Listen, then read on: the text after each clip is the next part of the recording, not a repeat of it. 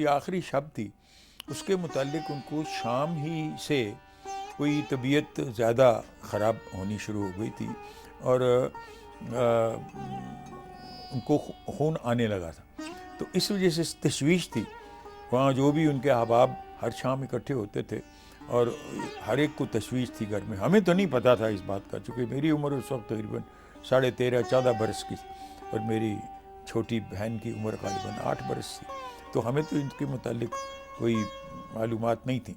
گھر کے بزرگوں کو یا آنٹی ڈورس جو جرمن خاتون جو ہماری ایک طرح سے اتالیکہ تھیں ان کو شاید علم ہوگا اس بات کا، لیکن ہمیں اس کے متعلق اس کے کوئی علم نہیں تھا.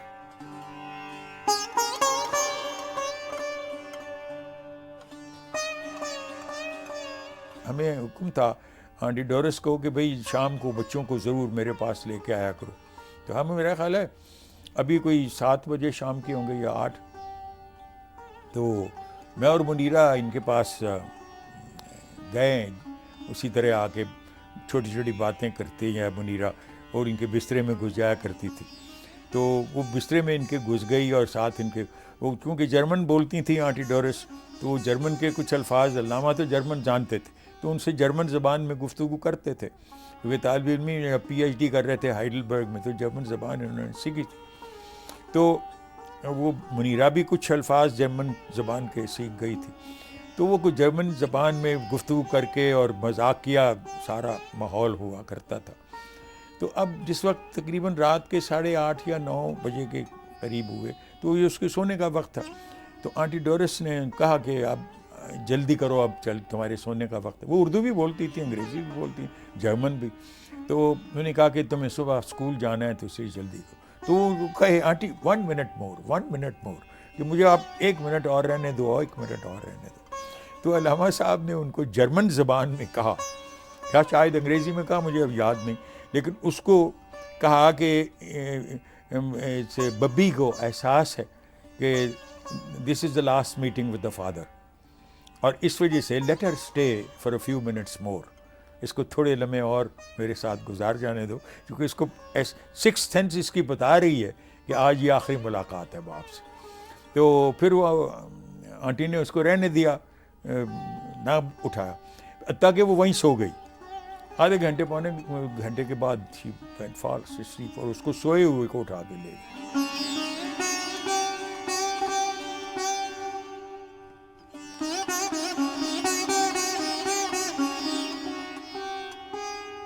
وہ خود ان کو معلوم تھا کہ یہ میری آخری رات ہے اور کسی وقت بھی مجھے جانا پڑ جائے.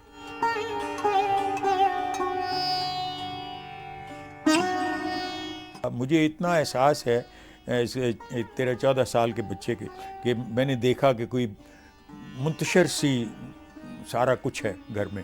کوئی ان کے احباب کوئی 2 شخص وہاں کھڑے ہیں کوئی 3 شخص وہاں کھڑے ہیں کوئی ڈاکٹر 5-6 اکٹھے ایک طرف کھڑے ہیں. یعنی مطلب یہ ہے کہ انتشار کی کیفیت ہمارے گھر میں تھی. اور مجھے ابھی تک بھی احساس ہے بچپن میں کہ یہ ایسا کیوں ہے. Why are they spread out. یہ سارے منتشر سے کیوں ہیں. کو ہر شخص اپنی اپنی جگہ پہ کچھ نہ کچھ قیاس آرائی کر رہا تھا کہ اب کیا ہونے والا.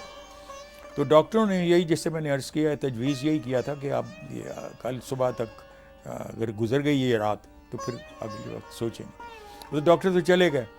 وہی اسی طرح حکیم کرشی جو تھے یہ ان کے پاس روز شام کو بیٹھتے تھے. یہ بھی کوئی تقریباً میرا خیال ہے 11:30 بجے یا اس سے 10 بجے یا 10:30 بجے چلے گئے. اچھا اب کرشی صاحب کے جانے کے بعد وہ ان کی طبیعت زیادہ خراب ہونی شروع ہوئی اور جب زیادہ خراب ہونی شروع ہوئی تو انہوں نے کہا کہ اس وقت ان کے جو ساتھ 2-3 احباب وہ وہیں ہوتے تھے.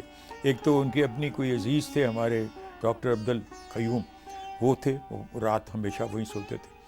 اور دوسرا راجہ حسن اختر تھے اور تیسری شخصیت میم شین تھے اور پھر علی بخش جو ان کا خاص ملازم تھا وہ بھی تھے. تو انہوں نے حکیم کرشی تھے یہ تو چلے گئے.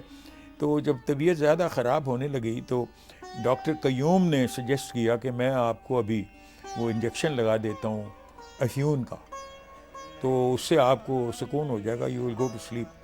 تو انہوں نے کہا کہ میں بے ہوشی کے عالم میں موت کا سامنا نہیں کرنا چاہتا, تو انہوں نے وہ انجیکشن نہیں لگوایا. ان کو کہا کہ یہ میں انجیکشن نہیں لگاؤں گا, موت کا میں دیکھنا ایکسپیرینس کرنا چاہتا ہوں کہ وہ کیا ہوتا ہے. قہاریو غفاریو قدوسیو جبروت,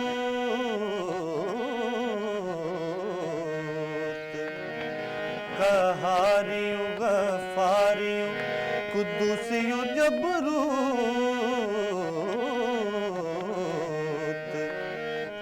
یہ چار عناصر ہوں تو بنتا ہے مسلمان. تو طبیعت کی خرابی کی وجہ سے چونکہ تکلیف تھی, تو راجہ صاحب نے کہا کہ میں اس وقت ابھی کہنے لگا کہ کرشی صاحب کو بلا لیں. وہ ایلوپیتھک میڈیسن سے زیادہ جو حکیموں کی یا یونانی طب ہے اس کو زیادہ اہمیت دیتے تھے, اس خیال سے کہ وہ کہتے اس زمانے میں جو ایلوپیتھک دعائیں ہوتی تھیں وہ کیپسولز یا گولیوں کی شکل میں نہیں ہوتی تھیں, زیادہ تر وہ پینے والی دوائیں ہوتی تھیں اس زمانے میں, تو وہ بڑی کڑوی اور بے ذوق ہوتی تھیں. تو یہ سمجھتے تھے کہ جو حکمت کی ادویات ہیں ان میں یہ بھی لحاظ رکھا گیا ہے کہ انسان کے لیے یہ بھی خوبصورتی اور حسن ہے کہ ذائقے والی دوائی ہو, تو اس وجہ سے پریفر کرتے تھے وہ. تو کرشی کو انہوں نے جس وقت طبیعت زیادہ مزمل ہوئی تو حسن اختر کو کہا کہ کرشی صاحب کو بلا کے لاؤ. وہ تو فلیمنگ روڈ پہ رہتے تھے, گجر سنگھ قلعے کے باہر جو سڑک اگلی طرف ہے. تو انہوں نے کہا یہ بھی رات کے 10 ساڑھے 10 بجے ہیں, ابھی تو اٹھ کے گئے ہیں, تو میں کیا ان کو لا کے لاؤں گا, ابھی تو سو گئے ہوں گے یا سونے لگے ہوں گے. تو اس پر انہوں نے وہ ربائی پڑھی تھی اپنی, سرود رفتہ باز آیت کے نہ آیت, نسیم از حجاز آیت کے نہ آیت, سرآمد روزگارے فقیر دیگر دانائے راز آیت کے نہ آیت. تو اس پر متاثر ہو کے حسن اختر اتنے موو ہوئے کہ فوراً بائیسیکل لے کے تو چڑھ گئے ادھر جانے حکیم کرشی کو لانے کے لیے. فلیمنگ روڈ پہنچے, نیچے سے آوازیں دیتے رہے, وہ کہیں اوپر کے کمروں میں سو رہے تھے یا بہرحال ان تک رسائی نہ ہو سکی, تو کرشی صاحب کو نہ لایا جا سکا. رات گزرتی چلی گئی, صبح کی اذان ہو چکی تھی, صرف علی بخش ہی ان کے پاس تھا. تو انہوں نے بس یہی کہا ہے کہ یہاں دل کو پکڑا اور کہا کہ یہاں تکلیف ہوئی ہے, اور علی بخش نے ان کو اس طرح اپنے گود میں لیا اور انہوں نے یا اللہ کہا ہے. تو دیٹ واز دی اینڈ.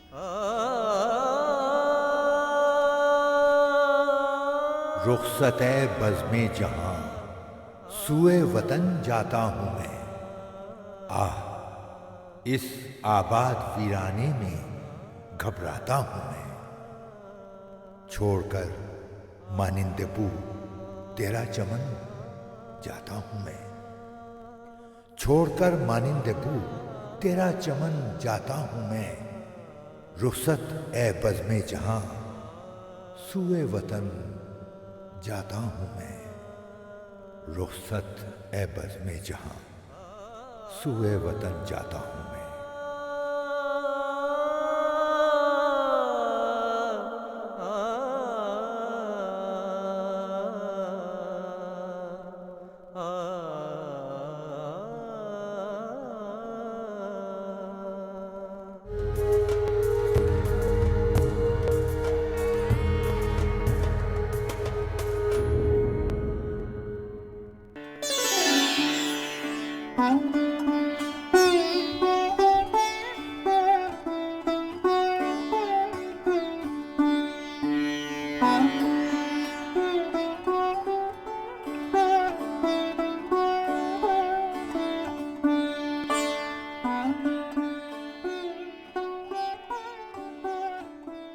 خودی کے ساز میں ہے عمر جاویداں کا سراغ، خودی کے سوز سے روشن ہیں امتوں کے چراغ۔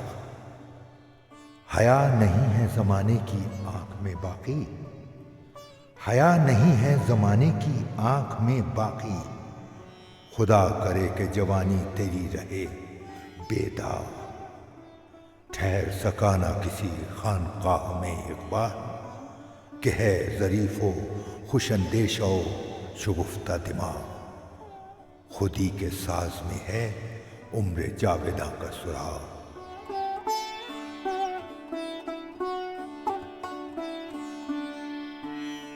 مجھے حکم تھا کہ آخری عمر میں ان کو صبح اخبار پڑھ کے سنایا کروں، یا بعض اوقات یہ کہتے تھے مجھے میرے اشعار پڑھ کے سناؤ، تو میں اشعار کہیں غلط پڑھ دیتا تو مجھے کہتے کہ نظم شعر پڑھ رہے ہو یا نثر، تو میں پڑھ کے سنایا کرتا تھا انہیں۔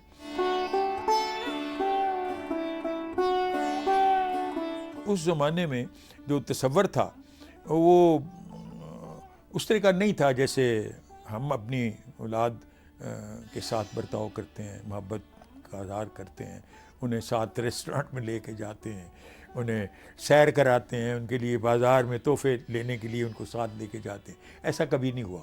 بڑے سخت قسم کے باپ تھے، اور اس کا سبب یہ ہے کہ وہ ایک ایسے زمانے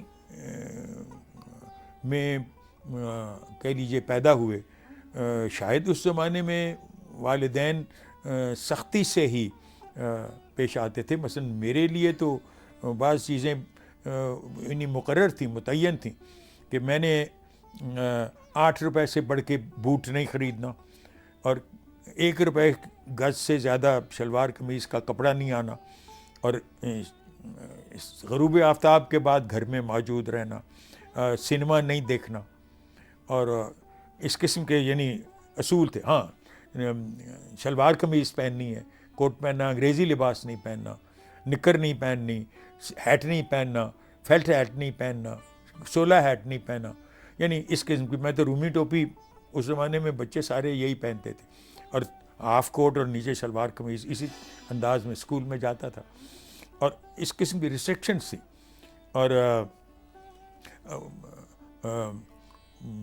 البتہ یہ ہے کہ مثلا خود خون بہتا نہیں دیکھ سکتے تھے، یعنی مجھے حکم تھا کہ جب بقرعید کے موقع پر، جب بکرے ذبح ہو رہے ہوں تو میں وہاں پہ موقع پر موجود ہوں، آپ کو خون دیکھ نہیں سکتے تھے۔ ایک دفعہ میں اپنی والدہ کے پیچھے بھاگ رہا تھا، آنکھوں پر پٹی باندھ کے، ایسے جیسے بچے کھیلتے ہیں کسی وقت، تو مجھے ٹھوکر سی لگی اور میں گر گیا، میرا ہونٹ نیچے سے کٹ گیا، منہ سے خون نکلنا۔ اسی لمحے یہ اندر داخل ہوئے، گھر کے اندرون خانے میں سوٹو سے اندر داخل ہوئے، تو میرے منہ سے خون نکلتا دیکھ کے ہی فیل انکانشیس۔ خون نکلتا دیکھ نہیں سکتے تھے، باوجود اس کے کہ سارا کلام جہاد اور تلوار اور تیر و تفنگ سے بھرا ہے، لیکن اپنی یہ حالت تھی کہ خون بہتا دیکھ نہیں سکتے تھے۔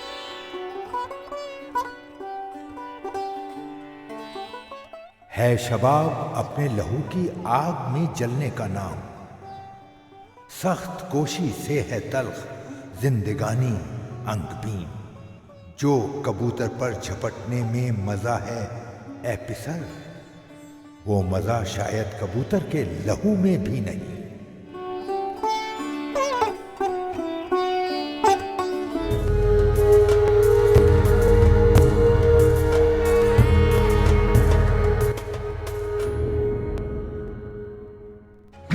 پھر چراغ لالا سے روشن ہوئے کو دمن، مجھ کو پھر نغموں پہ اکسانے لگا مرغے چمن، اپنے من میں ڈوب کر پاجا سراغ زندگی، اپنے من میں ڈوب ڈوب جا، اپنے من میں ڈوب ڈوب جا، اپنے من میں ڈوب ڈوب جا، اپنے من میں ڈوب ڈوب جا۔ یہ تو ان کی جوانی کے زمانے کی باتیں۔ راجہ کرشن پرساد کو خط میں لکھتے ہیں کہ میں نے اسرار و رموز یہ خود نہیں لکھی، مجھ سے لکھوائی گئی ہے، اور مجھ سے مولانا روم میرے خواب میں آئے اور انہوں نے مجھے کہا ہے کہ، اور پھر اسی طرح انہوں نے خود کہا ہوا ہے کہ جو پس جب آیت گرد مسافر، وہ وہاں پہ بھوپال میں تھے جب علاج کرا رہے تھے اپنے آواز کا، تو رات کو سر سید خواب میں آئے، چونکہ ان کے بیٹے سے بہت قریبی دوستی سی سر راس مسعود سے، تو سر سید خواب میں آتے ہیں اور ان کو کہتے ہیں، انہوں نے گلہ کیا کہ میری طرف سے شکایت کریں رسول اللہ کو کہ میری یہ حالت ہے، میری آواز بند ہو گئی ہے، تو انہیں کہنے لگے کہ ان کے لیے مثنوی لکھو، ان کو شکایت کرو، اور یہ مثنوی کی بنیاد ہے وہ پس جب عائد کر اے اقوام شرق، یہ مثنوی کی صورت میں. تو وہ واقعات کا ذکر کرتے ہیں. مثلا حضرت خضر سے متعلق نظم ہے بانگ درا میں، اس کا پس منظر بھی یہی ہے کہ خضر علیہ السلام ان کو ملنے کے لیے آئے، یا علی بخش کا یہ ذکر ہے. پھر اسی طرح علی بخش ذکر کرتا ہے کہ ایک واقعہ اس طرح کا بھی ہوا کہ میں نے رات کو انہوں نے مجھے بلایا تو ان کے پاس کوئی مہمان بیٹھے تھے، اور یہ وہ صوفے پہ بیٹھے تھے، یہ ان کے پاؤں داب رہے تھے. اور پھر اس کے بعد مجھے حکم دیا کہ جا کے یہ بزرگ چاہتے ہیں لسی پینا، لسی خرید کے لاؤ، سردیوں کے دن ہے، باہر دھند ہے، اور یہ بازار میں جاتے ہیں اور دیکھتے ہیں کہ ایک دکان پہ شمع جل رہی ہے. پہلے تو خیال یہ انارکلی ہے، اس زمانے کا انارکلی. تو یہ وہاں پہنچتے ہیں تو انہوں نے کوئی دودھ دہی والے بیٹھے ہیں اور انہوں نے اس کے لیے لسی بھی بنا دی جو بھی مانگا. تو انہوں نے پیسے دینے کی کوشش کی علی بخش نے، تو اس نے کہا نہیں نہیں، اقبال کے ساتھ ہمارا حساب چلتا ہے، لے جاؤ. وہ لسی لے آئے اور صاحب بزرگ نے لسی بھی پی، 2 گلاس لسی کے پیے، تیسرا اقبال کو کہا تم پیو، وہ اس نے پی لیا. تو اس کے بعد علی بخش کو پھر بلوایا. اس وقت بزرگ موجود نہیں تھے. وہ کہنے لگے ابھی اٹھ کے گئے، ان کے پیچھے جاؤ اور ان کو بلا کے لاؤ، میں نے ان سے اور بھی باتیں کرنی. تو وہ کہنے لگا جی دروازہ تو اندر سے مقفل ہے، میں باہر کیسے جاؤں، باہر تو کوئی نہیں گیا. تو اس پر خاموش ہو گئے.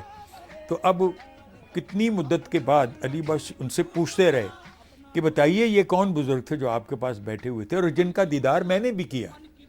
یہ نہیں ہے کوئی کہہ سکتا کہ میں نے آپ کو کسی سے باتیں کرتے سنا ہے، میں نے آپ اس شخص کو بیٹھے ہوئے آپ کے پاس دیکھا.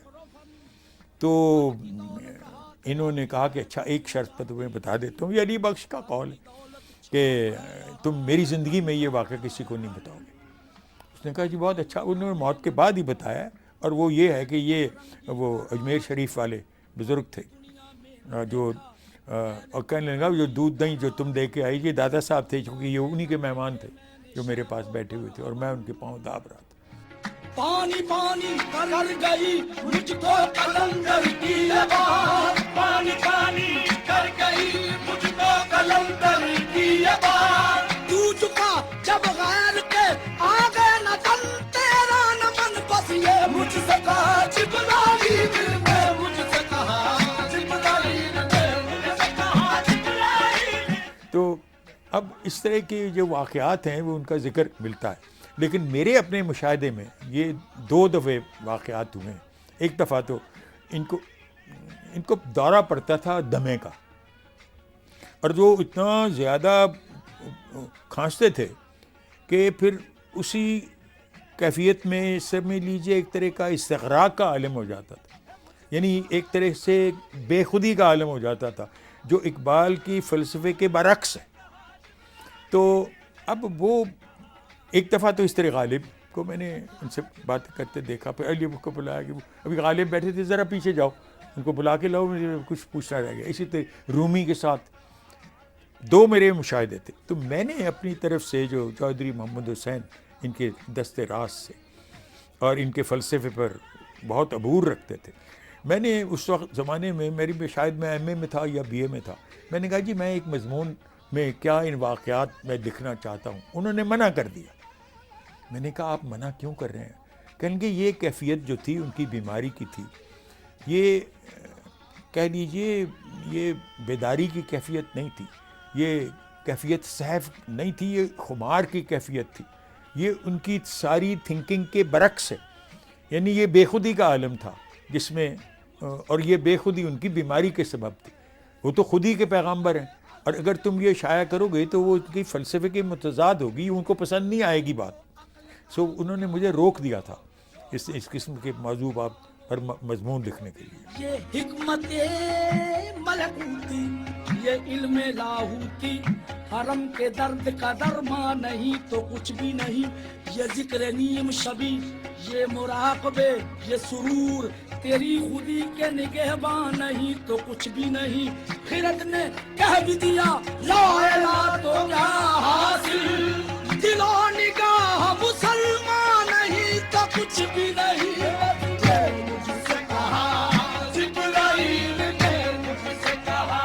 ایک دفعہ انہوں نے حکم دیا، ایک بیٹھے تھے ان کے پاس کہ کوئی مجھے شعر سناؤ. اشعار سناؤ سے مراد تھی کہ مطلب ہے کوئی. تو مجھے سمجھ نہ آئے کون سے شعر سناؤں. تو ساتھ میم شین بیٹھے تھے, انہوں نے کہا حالی سناؤ حالی. تو میں نے ان کی طرف دیکھا تو انہوں نے کہا کہ وہ نبیوں میں رحمت لقب پانے والا.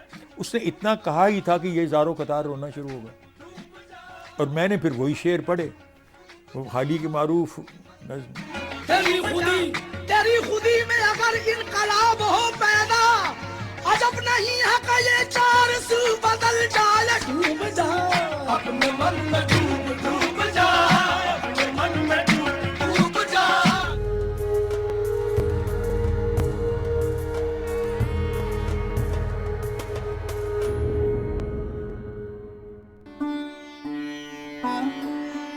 باغ ہے فردوس یا ایک منزل آرام ہے, یا رخ بے پرواہ حسن ازل کا نام ہے. کیا جہنم معصیت سوزی کی ایک ترکیب ہے, آگ کے شعلوں میں پنہا مقصد تعذیب ہے. کیا عوض رفتار کے اس دیس میں پرواز ہے, موت کہتے ہیں جسے اہل زمین کیا راز ہے. جستجو میں ہے وہاں بھی روح کو آرام کیا, وہاں بھی انسان ہے قتیل ذوق استفہام کیا.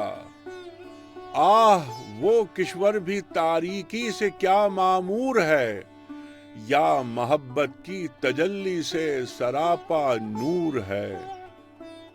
تم بتا دو راز جو اس گنبد گرداں میں ہے, موت ایک چپتا ہوا کانٹا دل انسان میں ہے. موت ایک چپتا ہوا کانٹا دل انسان میں ہے. موت ایک چپتا ہوا کانٹا دل انسان میں ہے.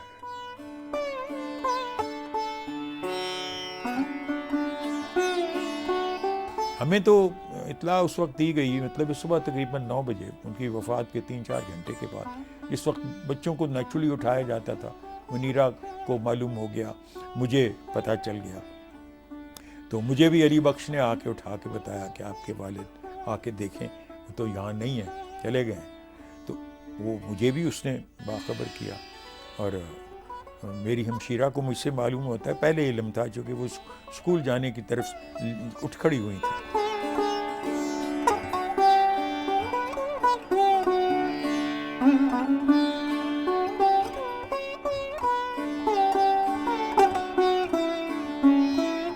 ایک دم بجلی کی طرح یہ خبر ہر طرف پھیل گئی.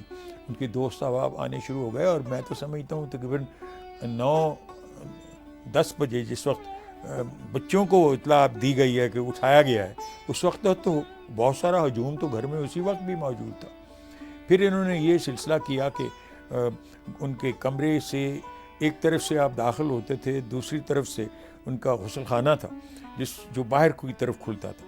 پھر جو لوگوں کا اسرار چہرہ دیکھنے کے لیے تھا وہ ادھر سے ایک طرف سے آتے تھے, دوسرے غسل خانے میں سے رستہ جو باہر کا تھا وہ ایگزٹ اس طرح بنا دی گئی. پھر وہ خلقت آنی شروع ہو گئی. پھر وہ تو خاصا یعنی گھر میں ہنگامہ تھا.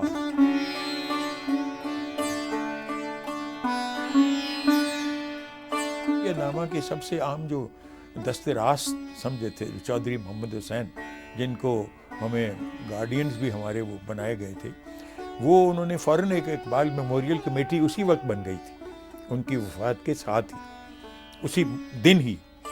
تو انہوں نے ان کی میٹنگ ہوئی. اس میٹنگ پہ لاہور کے بعض زعما بھی امپورٹنٹ جو شخصیات تھیں وہ بھی وہاں موجود تھے. میاں امیر الدین اس زمانے میں, پھر اسی طرح اور جو اہم شخصیات تھیں, محسن شاہ صاحب, اس کی لاہور کی جو فیمس پولیٹیکل شخصیات تھیں. تو اس زمانے میں جو وزیر اعلیٰ تھے یہاں پر وہ سر سکندر حیات تھے, وہ موجود نہیں تھے چونکہ قائد اعظم نے مسلم لیگ کی میٹنگ کال کی ہوئی تھی کلکتے میں. یہ سب شخصیات جو حکومت تھی کہہ لیجیے یونینسٹ پارٹی کے لوگ, یہ موجود نہیں تھے یہاں, وہ کلکتے گئے ہوئے تھے. تو اس کے بعد انہوں نے سب سے پہلے تو یہ اکٹھے ہو کے فیصلہ انہوں نے کیا کہ تدفین کا بندوبست کہاں کیا جائے. اور انہوں نے ساروں نے خاص طور پر چودھری محمد حسین، چونکہ وہی علامہ صاحب کے قریب ترین دوست تھے، قریبی دوست تھے، تو چودھری صاحب کا یہی خیال تھا کہ انہوں نے کہیں اپنے کوئی شعر میں کسی جگہ پہ کوئی شعر یہ کہا ہوا ہے جس میں خواہش کا اظہار کیا ہوا ہے کہ مسجد کی سایہ دیوار کے تحت میری قبر ہو، تو اس پر چودھری صاحب نے اس خیال کا اظہار کیا کہ شاہی مسجد کی اس طرف کی جو دیوار ہے وہاں پر انہیں دفنایا جائے۔ اچھا، اب یہ سارا علاقہ جو تھا، یہ جو چودھری صاحب کی تجویز تھی، یہ ساری ایک طرح سے ایریا تھا جو کہ ہسٹوریکل ہونے کے سبب اس پہ کوئی اس میں چینج جو تھی اس کے متعلق تصور نہیں کیا جا سکتا تھا۔ تو چودھری صاحب کی جو رائے تھی وہ ساروں باقی ممبران نے قبول کی جو اس وقت علامہ کے دوست یا احباب تھے۔ تو انہوں نے تار بھیجی صبح تقریباً 10 بجے یا 11 بجے کلکتے، ان سے جواب آیا کہ وہ جگہ درست نہیں جو آپ نے تجویز کر رہے ہو، جہاں پہ اب اقبال دفن ہے، وہ جگہ درست نہیں، وہ تو ہسٹوریکل ہونے کی وجہ سے اس کو چینج نہیں کیا جا سکتا۔ تو انہوں نے کاؤنٹر تجویز یہ دی کہ جو نیلا گومس والا جو چوک ہے مسجد کے سامنے، یہاں جو میڈیکل کالج ہے، یہاں کنگ ایڈورڈ میڈیکل کالج اور مسجد، اس کے درمیان میں ایک قطع ہے، اس جگہ ان کو دفنا لیا جائے، کیونکہ وہ پبلک پلیس ہے، ایک طرف انارکلی بازار ہے، نیلا گومس ہے، مسجد ہے یہ، تو وہ انہوں نے ٹرن ڈاؤن کر دی۔ یہ جو سارے جو اقبال میموریل کمیٹی تھی، انہوں نے وہ ایکسیپٹ نہیں کی۔ انہوں نے سوچا کہ اگر وزیر اعلیٰ یہاں پر نہیں ہے اور انہوں نے کاؤنٹر تجویز دی ہے جو ان کو قبول نہیں، وہ مسجد کے زیر سایہ ہی ان کی قبر بنانا چاہتے ہیں، تو انہوں نے پھر طے کیا کہ why not to go straight to the governor. Governor انگریز تھا یہ اس زمانے میں، گورنر ہینری کریگ تھے، سر ہینری کریگ۔ تو انہوں نے ڈیلیگیشن جو بنا کے یہ سارے چودھری محمد حسین سمیت یہ سب لوگ جو اقبال میموریل کمیٹی کے افراد تھے، یہ گورنر کے پاس گئے، تو گورنر نے یا اوور رول کر دیا چیف منسٹر کے رائے کو، یا اس نے وائس رائے سے اجازت مانگی، اس کے متعلق میں نہیں جانتا۔ بہرحال گورنر نے اجازت دے دی کہ ہاں آپ اسی جگہ دفنایا جائے۔ جس وقت جنازہ وہاں سے اٹھا تو ایک تو پرابلم یہ تھا کہ وہ چارپائی کے ساتھ بانس لگانے کی ضرورت پڑی، چونکہ بہت ساری خلقت یا ہجوم جو تھا وہ چاہتے تھے کندھا دینا، تو اس لیے چارپائی جس پر ان کی میت رکھی گئی اس کو بہت لمبے سے بانسوں کے ساتھ ان کے بانس باندھے گئے دونوں طرف، تاکہ زیادہ شخصیات کو موقع مل سکے کندھا دینے کا۔ تو یہاں وہ گجر سنگھ قلعے کی بازار میں سے ہوتی ہوئی یہ ان کی جو جنازہ تھا یہ اسلامیہ کالج گراؤنڈ میں پہنچا، فلیمنگ روڈ سے ہوتے ہوئے شہر کے اندرون شہر سے گزرتا ہوا، اور اس کے بعد وہاں نماز جنازہ پڑھی گئی۔ اور کچھ لوگوں کو یہ خبر تھی کہ انہوں نے، کیونکہ شاہی مسجد میں نماز جنازہ ہوگی، یہاں خاصا ہجوم شاہی مسجد میں ان کا منتظر تھا، تو پھر 2 جگہ ان کی نماز جنازہ پڑھی گئی، ایک تو اسلامیہ کالج میں، پھر اس کے بعد اسلامیہ کالج سے جنازہ شاہی مسجد کے اس حصے میں گیا جہاں ان کا قبر کھودی گئی تھی، اور پھر وہ شاہی مسجد میں مولانا غلام مرشد نے ان کی نماز جنازہ پڑھائی۔ اور اس کے بعد ان کی قبر تو کھود گئی تھی، جنازہ جو تھا وہ ان کے قبر کے پاس رکھ دیا گیا، چونکہ ابھی ان کے بھائی اور جو بہنیں تھیں انہوں نے سیال کوٹ یا وزیر آباد سے لاہور پہنچنا تھا، اور وہ بائی ٹرین آ رہے تھے، تو جب تک نہیں پہنچ پائے، وہ تقریباً 9:30-10 بجے رات کو وہ پہنچے، تو انہوں نے چہرہ بھی دیکھنا تھا، پھر اس کے بعد ان کو تقریباً 10:30-11 بجے دفنایا گیا۔ اور مجھے یاد ہے کیونکہ میں واپس وہاں ان کے دفنائے جانے کے بعد تقریباً مڈ نائٹ 12 بجے کے قریب گھر واپس پہنچا۔ دیا اقبال نے ہندی مسلمانوں کو سوز اپنا، یہ ایک مرد تناسا تھا، تناسانوں کے کام آیا، اسی اقبال کی میں جستجو کرتا رہا برسوں، اسی اقبال کی میں جستجو کرتا رہا برسوں، बड़ी मुद्दत के बाद आखिर वो शाहीन ज़ेरे दाम आया। जिस वक्त बादशाही मस्जिद में उससे पहले जो इस्लामिया कॉलेज में नमाज जनाजा पढ़ी गई, तो वहाँ बाज़ उलमा ने ये एतराज़ किया कि जी अब दूसरी नमाज जो शाही मस्जिद में है वो दूसरी नमाज जनाजा नहीं पढ़ी जा सकती। वो पता नहीं कोई इस किस्म का किसी आलिम ने एतराज़ किया या इस पर कोई बातचीत हुई, तो उस पर ये जो उनके कोई हिंदू एडमायरर थे, उसके इस वक्त मुझे नाम उनका याद नहीं आ रहा, वो बड़ी अहम शख्सियत थे यहाँ की लाहौर के हिंदुओं में से, तो उन्होंने फिर ये बात कही कि तुम मुसलमानों को तो इतना भी इल्म नहीं है कि इकबाल की शख्सियत क्या है, इससे तो कितने जनाजे पढ़े जाएँ तो फ़र्क नहीं पड़ता।